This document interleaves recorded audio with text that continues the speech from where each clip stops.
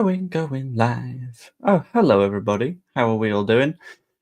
Sort of looking forward to this stream because Leeds United are set to go a pretty big squad overhaul this summer, and that means a lot of players going out and it means a lot of players coming in. So I thought I'd have a look at absolutely every single player that is contracted to Leeds United at the moment, including key youth players and fringe senior players and everyone else that is in the senior squad, and have a little bit of a discussion about it. Before I do so, I'm going to point everyone to the description, where I think the first link in there is the link to the Leeds Creator Cup website, where you can get tickets for the Leeds Creator Cup at John Charles Centre for Sport on the 20th of July. And you can see this kit. Oh, that's great, isn't it? In the flesh, when the Peacocks will take on the Yorkshire Roses. I will be playing for the Yorkshire Roses unless the Peacocks have too many injuries and they need someone to fill in for them. If you've not got a ticket yet, I severely recommend it because we don't know whether or not we will be able to sell tickets on the door. Leaning towards a maybe not, but we'll have to find out. If you are in Leeds and you want a nice day out with all of the Leeds United content creators, go there. Anyway, this is going to have to be a very quick stream, so I'm going to go through all of the players in the squad very, very quickly. I will dip into the comments from time to time, not in like super detail, because I do not know if I will have the opportunity and the time to go into super detail on it, but I will do absolutely everything I can to cover all of the main major comments. It's not being 69. It will not be 69. Just another PSL rules bollocks to it. Take the 2-point deduction like Nottingham Forest and Everton.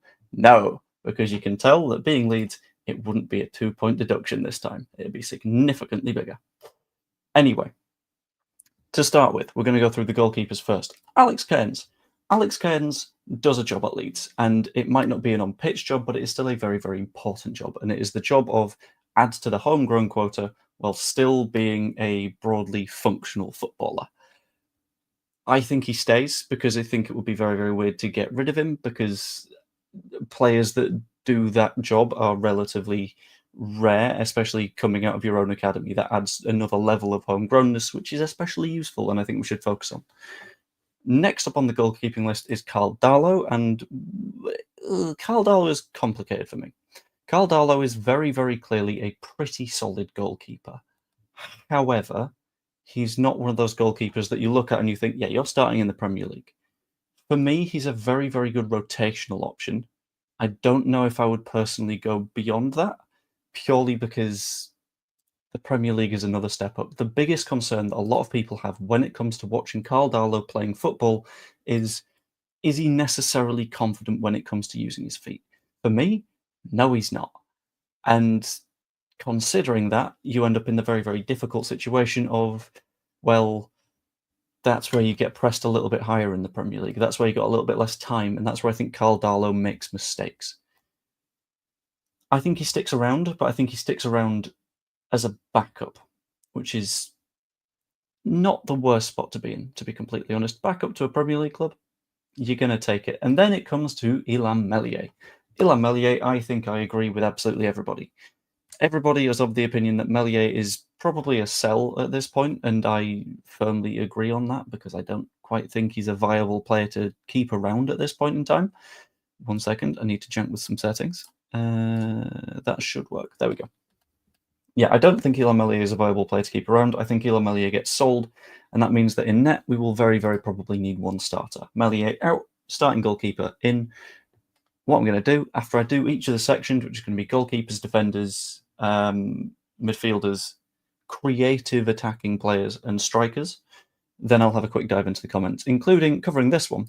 McAtee linked with Leeds, same with Jonathan David. We're not going to get Jonathan David. That one is absolutely not going to happen. Jonathan David is being haunted by Napoli at the moment. I think he's in contract talks with them. We don't beat Napoli to players. That's not going to happen. McAtee's a maybe, but McAtee is in that category of because City, is he going to be a little bit too expensive? Hard to say. So I will find out. Kelleher, I do not see coming to Leeds. He's got interest from various Champions League clubs.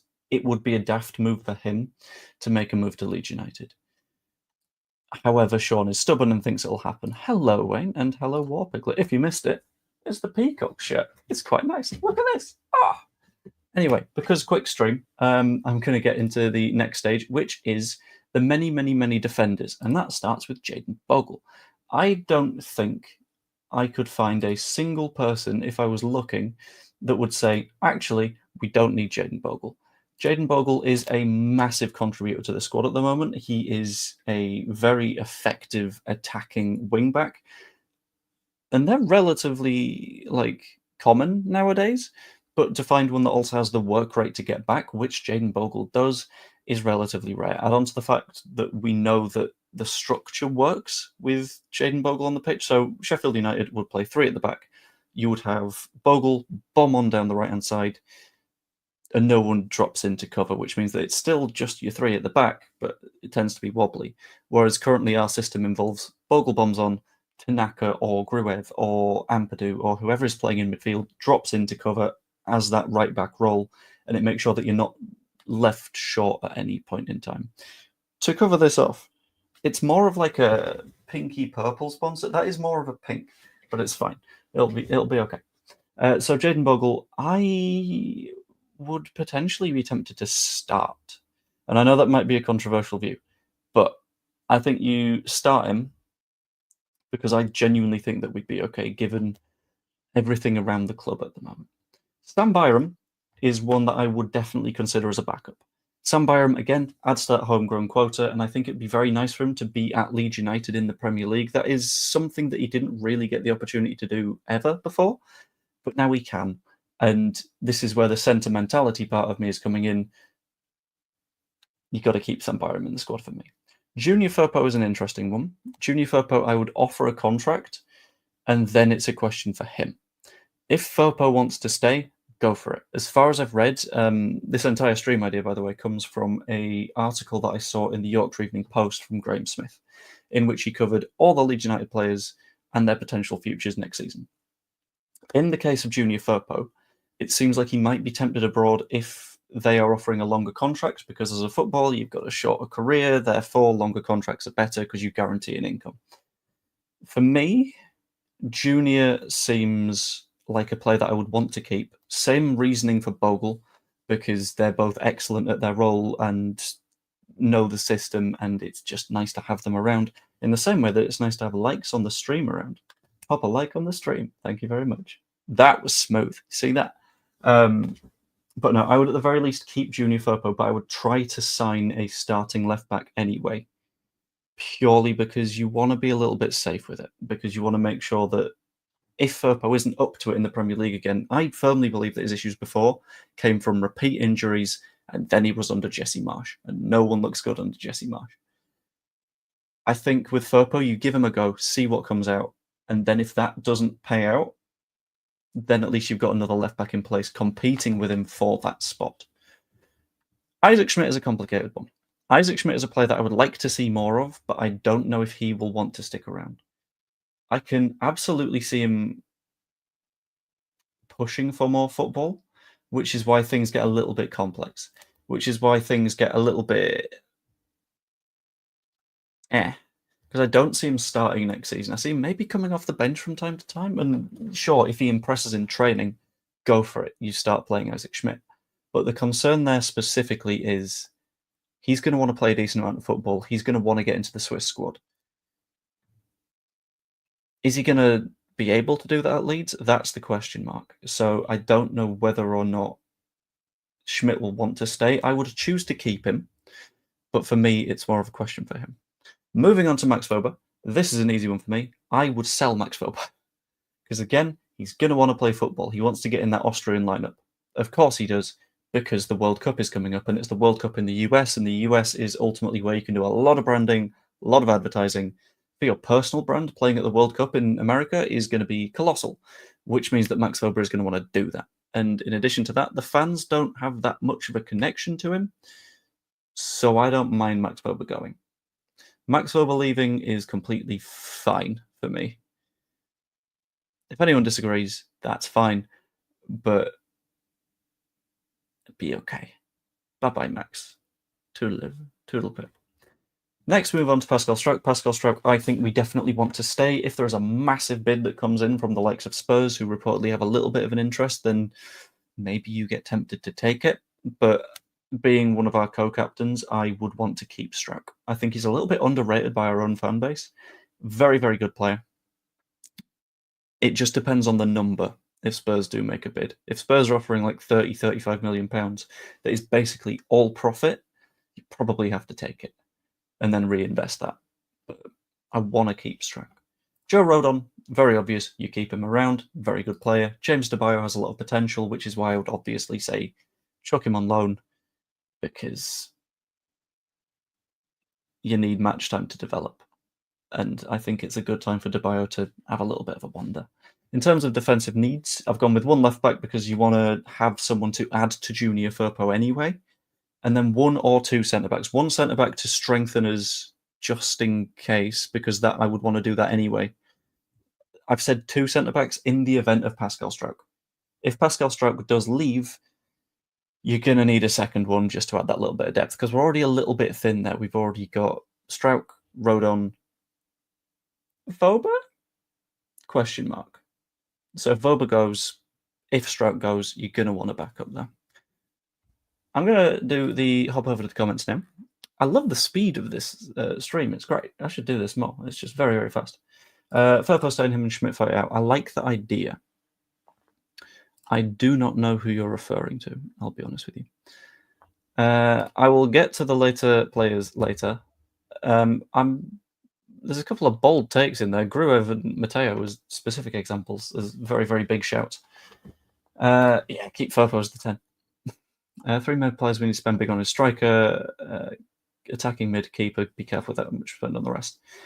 I think we've got a decent amount of money to chuck about, which is quite helpful for us, but it's spending it cleverly that is the fear. I think Schmidt will want to stay, and I think he could possibly improve and get minutes. That would be ideal. Hello, Mark in Doncaster. Sean has strong opinions on Max Boba. I have strong opinions on people that live in Leeds but don't have Creator Cup tickets yet. There we go. I think Firpo will get caught in the Prem. We need a left-back upgrade. This is what I'm saying. You sign someone to be a potential upgrade and tell Junior Firpo you might be on the bench if you're not performing, but you give him the opportunity, because I'm always one for trying to give people opportunities to get better. Keep Voba only if he's committed, which might be the case. He's versatile. I'm not sure on his commitment because he'll want minutes, and I don't know if he'll get it. Pascal be sadly sold. I really don't see that one coming. Something Spurs get 40, get Kelleher. Stop it with the Kelleher. It's an obsession now. You're hooked. Tanaka go for a high. I don't think we sell Tanaka. I just don't. I think clubs that would pay £30 million haven't seen him in the Premier League, so won't want to make that move. And we wouldn't want to sell in the first place. Voba will be handy since he can do left back. He has to want to stay though. Yeah, I mean, he's one that's useful to have in the squad, but if an offer comes in, you probably just say yes. Firpo's false 3, love to see it, and I'm not touching this one. I'm an on the turnstile kind of guy. No, I don't want an app. That's nice. We might not be able to do on the turnstiles depending on how the sales go. I will have a list of people that have bought tickets anyway, so you could likely just say your name, and if it is on the list of people that have bought tickets, fantastic. But it is easier to buy ahead of time, and it's easier for us to know about attendances, because if we don't know how many people are showing up, we can't plan safety stuff, and if we don't get the safety stuff right, there's a pretty good chance that the venue just say, no, you can't do this. So please buy your tickets in advance, otherwise I'm going to have a meltdown. I think it's important to keep as many players as possible for continuity, even if several have to accept the bench spot. Yeah, I like the squad chemistry vibe. That's what I'm going to go with. Anyway, hopping forwards into midfield now. Ethan Ampadu, very, very obvious. You keep him, you start him. He can play at centre-back if he's needed. He can play in midfield if he's needed. Very, very versatile. Very, very good.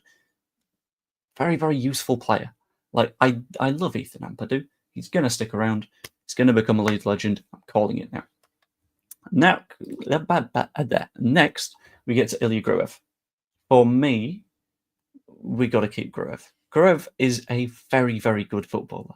He's very tidy. He's good at winning the ball back. For me, he is akin to when we had Klitsch, in that if you watch the ball for the entire match, you won't see Ilya Gruev. But if you watch Ilya Gruev, you'll see the entire game flowing through him.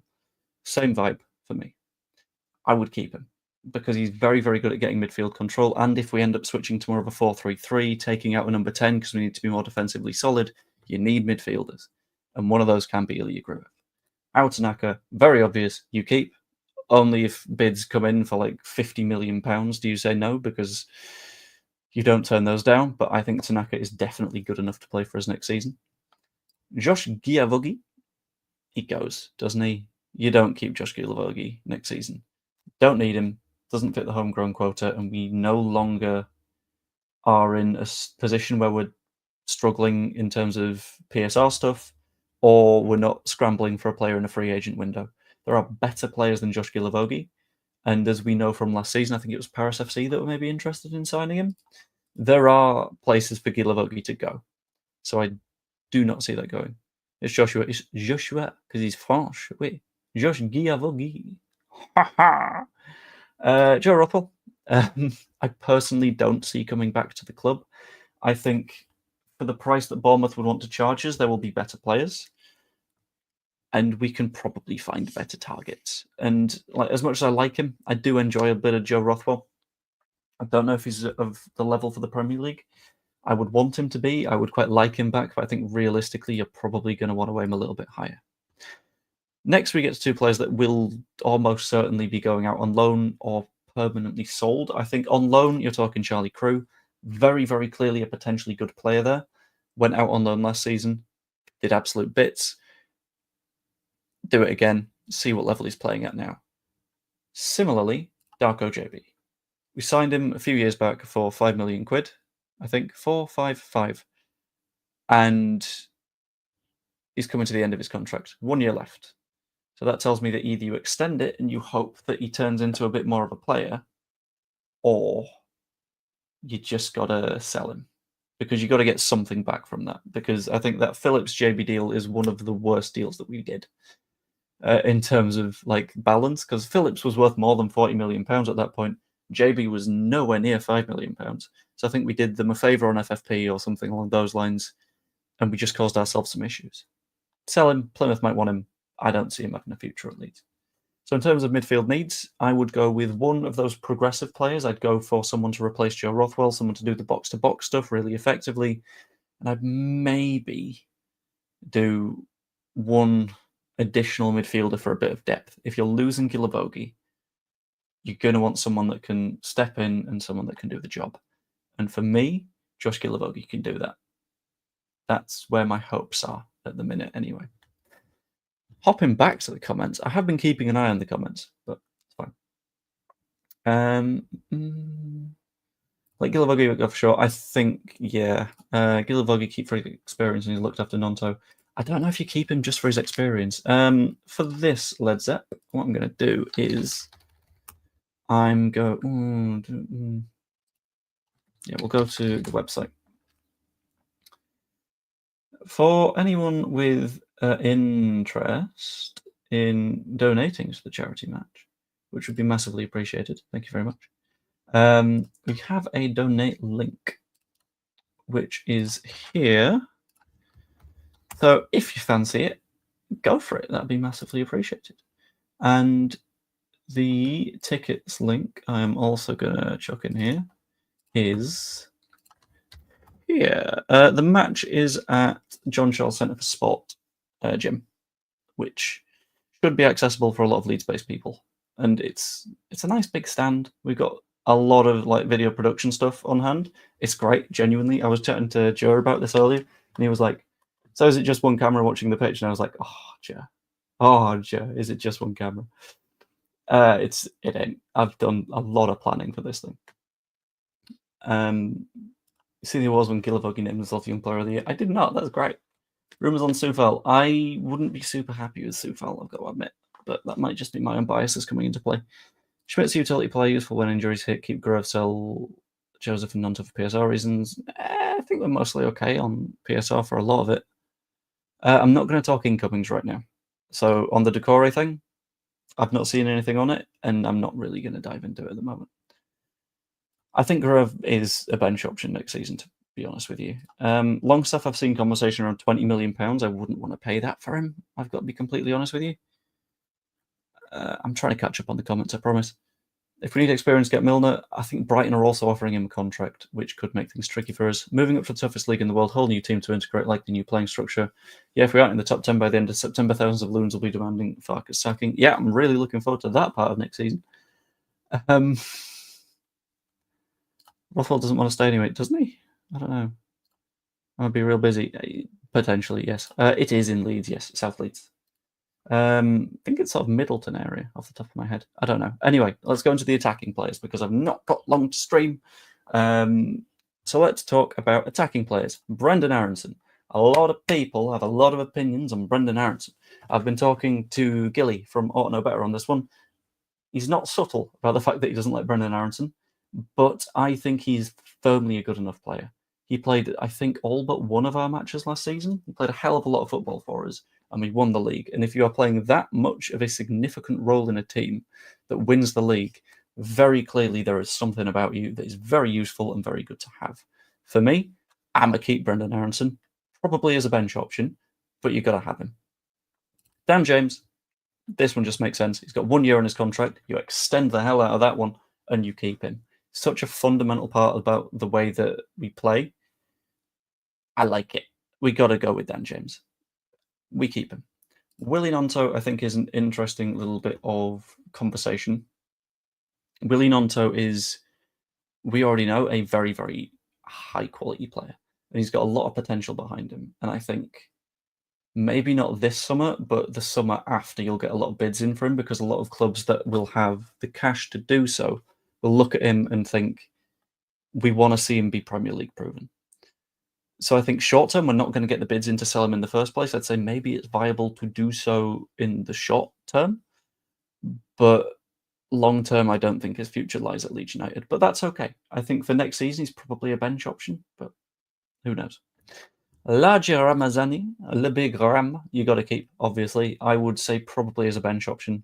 You want to make sure that your bench is really, really strong. And I think Nonto and Ramazani as your bench in the Premier League is not a bad bench to have.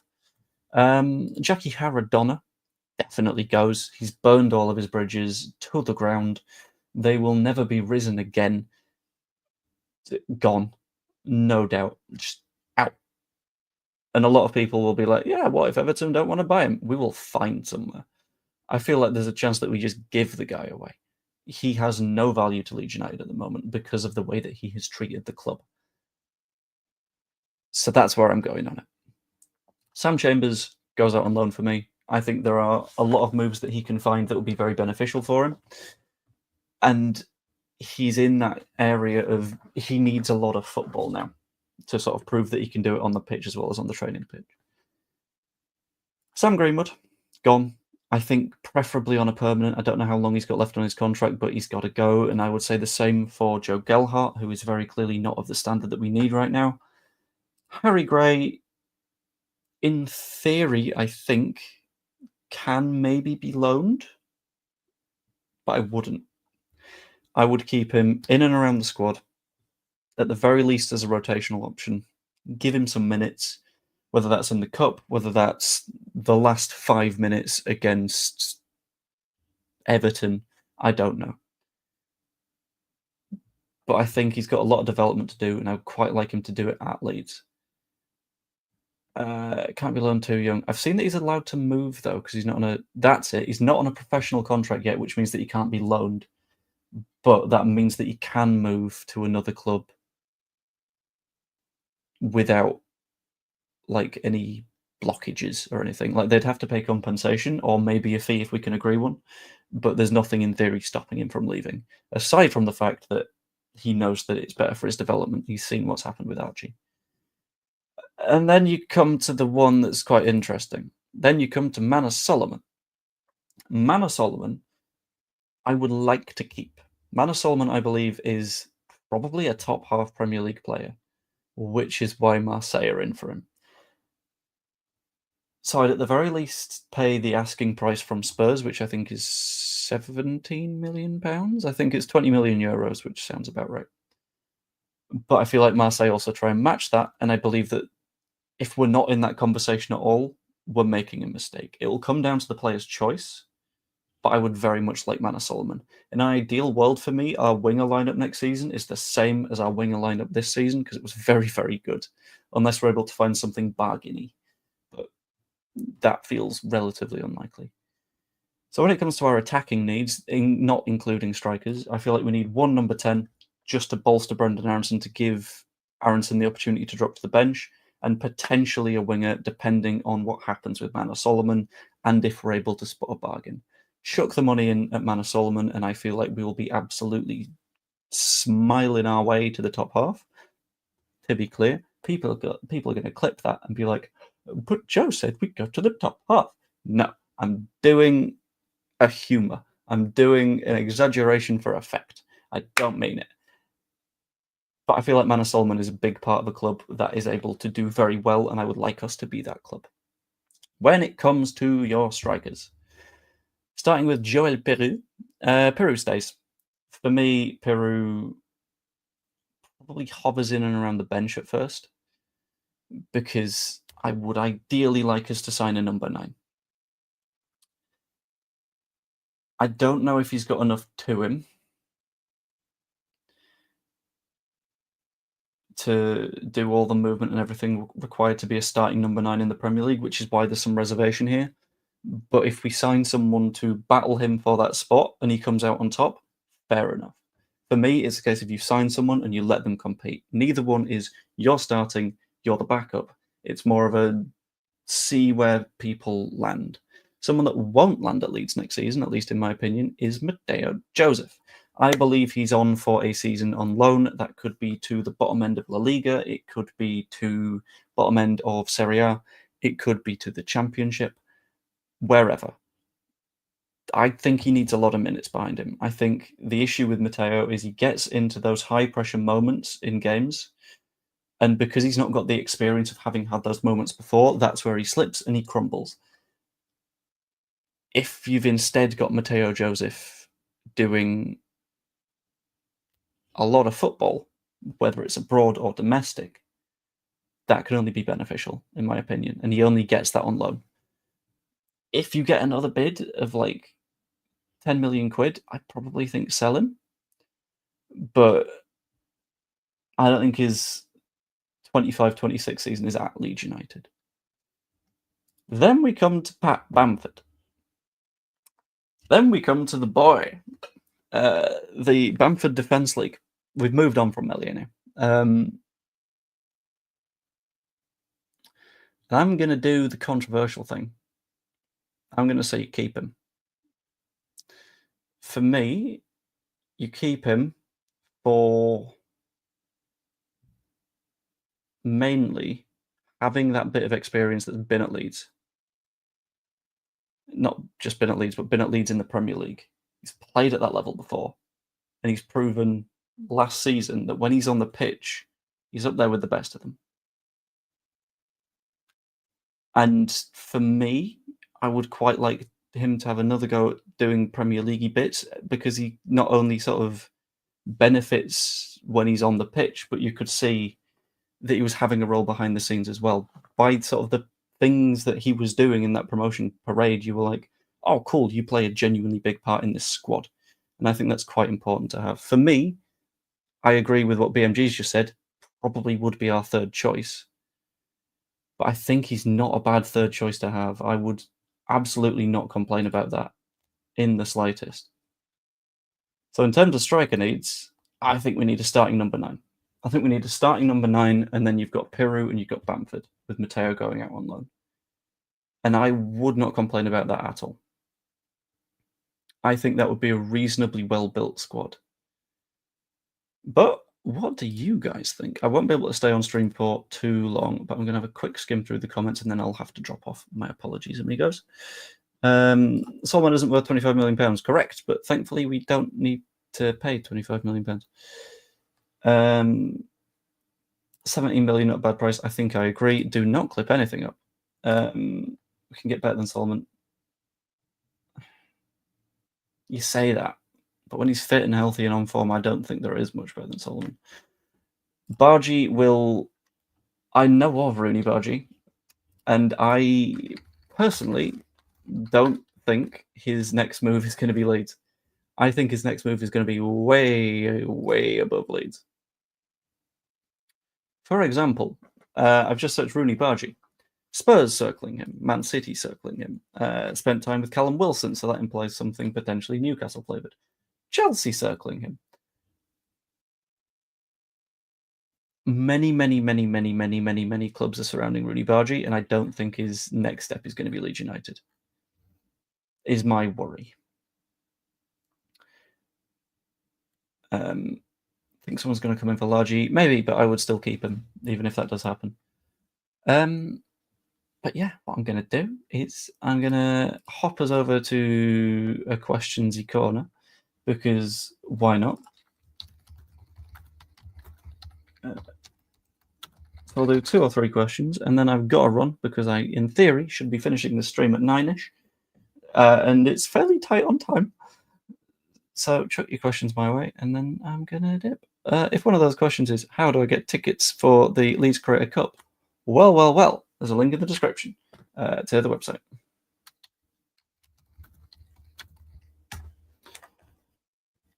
Need 2 strikers, 1 proven to compete with Peru, and a good youngster proven in second tier, either here or abroad. I don't know if I necessarily roll with that.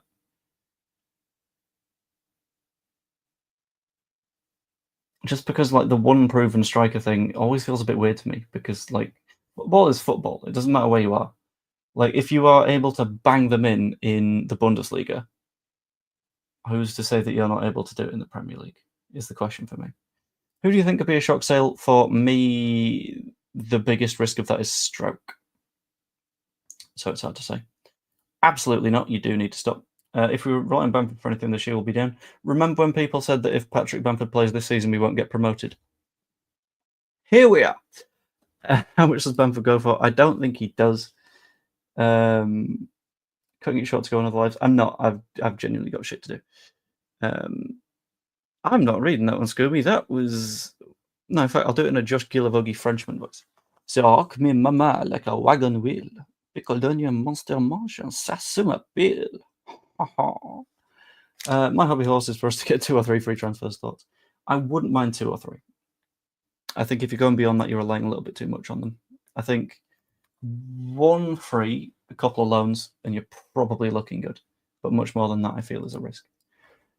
But that is going to be that for that stream. Hope you enjoyed. If you did, pop a like on it. That would be massively appreciated. Subscribe if you're not yet. You can even be a channel member. It's £2.99 for a month, and you get a bunch of videos and stuff early when I'm able to do videos. Today's been mental. But there will be more videos coming up. I've got one planned to record either this evening or tomorrow, but we'll find out. Sure, but KG would happily have Bamford taken out back and Lennied in the back of the head of Mice and Men. Yeah, I don't know. Either way, I'm gonna... Cool Blackburn again. This is why I do not have the dash. But I'm going to solve the mysteries. The mystery of who is attending the Creator Cup. Everybody. So bizarre. Anyway, I'm going to go now. I hope you enjoyed the stream. If you did, like, subscribe, become a member, all the fun stuff. I hope you enjoyed. Au revoir.